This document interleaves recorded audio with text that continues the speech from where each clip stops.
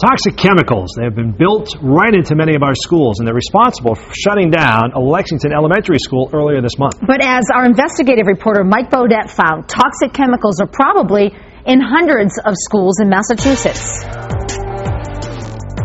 For nearly 30 years, the chemicals known as PCBs were added to caulking used in schools and other large buildings.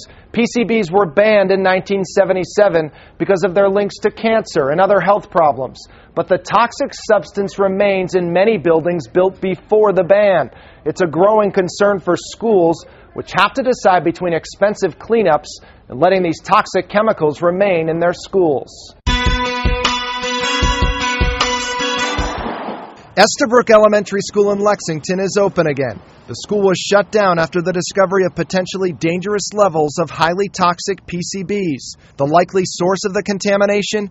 Caulking used around windows, which crews have been working to remove since last month. The school was built in 1961 at a time when PCBs were added to caulking to make it more pliable. How many other schools in Massachusetts have the potentially cancer-causing PCBs in them? No one knows for sure. But records from the Massachusetts School Building Authority reveal 956 public schools in the state were built between 1950 and 1978 when PCBs were used in caulking. That's more than half the schools in the state. How big of a health risk do you think this is? Well, I think that's really the question that remains to be answered. There's no doubt that PCBs are extremely toxic. Robert Herrick is a senior lecturer at Harvard School of Public Health, whose research exposed caulking as a source of PCB contamination. He says schools and other buildings that might have contaminated caulking should test for PCBs, even though it's not required. He also believes some schools and building owners are reluctant to test, because if they find contamination, they're required by the federal government to clean it up. The loophole is that regulation has no requirement that you do the testing in the first place. So in a sense, there's a bit of a disincentive to actually look for it. But not knowing whether a school has PCBs can create other problems, as New York City recently discovered. The downside of not looking for it, and this has happened in New York City, is if you just go in and replace those windows and remove this material without taking the appropriate precautions, you can spread contamination throughout the building, and then you have a bigger problem than you would have had in the first place. So how many schools in Massachusetts have tested for PCBs?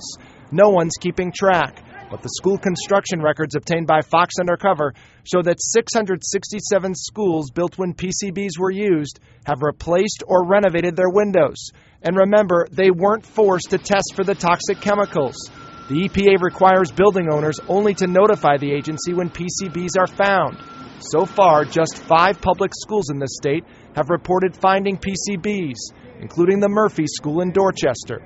This here would be where they dug out material. The school found the PCBs in caulking while preparing to fix leaks. The Murphy School remains open while the PCBs are removed.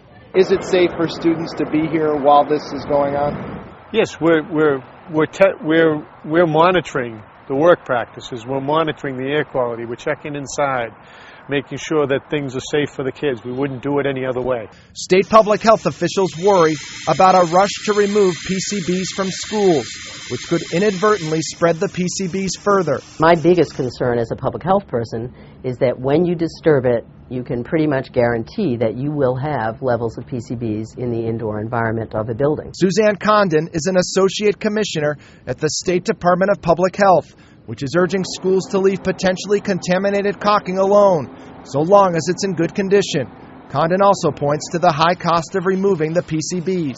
Our advice that was issued this past December basically says if the material is intact, it is highly unlikely to cause any kind of an exposure problem. But Harvard's Robert Herrick says he's not convinced leaving the caulking alone is the best idea, even if it appears intact, since the lifespan for the caulking is about 20 years. Should this become a priority? I do think it should. There really needs to be a national survey to just determine the extent of this problem. One bit of good news, the problem doesn't extend to single-family homes where the EPA says the potentially contaminated caulking was not used. If you want to see if your town has any schools built during the time that PCBs were used, you can look it up on our website, myfoxboston.com.